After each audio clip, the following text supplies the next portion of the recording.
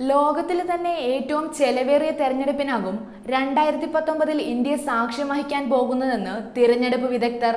2014 ഇന്ത്യയിൽ നടന്ന തെരഞ്ഞെടുപ്പിന് ചിലവായ തുകയും അമേരിക്കയുടേതിനെയും താരതമ്യം ചെയ്താണ് ഞെട്ടിക്കുന്ന പുതിയ വിവരം.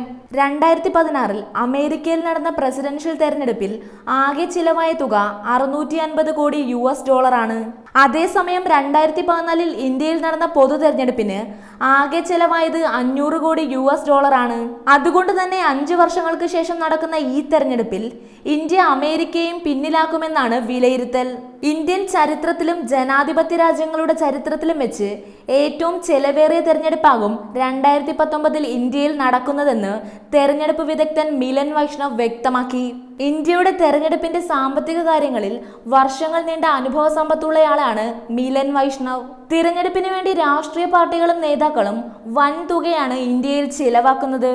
രാഷ്ട്രീയ പാർട്ടികൾക്ക് ലഭിക്കുന്ന ഫണ്ടുകളുടെ കാര്യത്തിൽ പോലും ഇന്ത്യയിൽ സുതാര്യതയില്ല.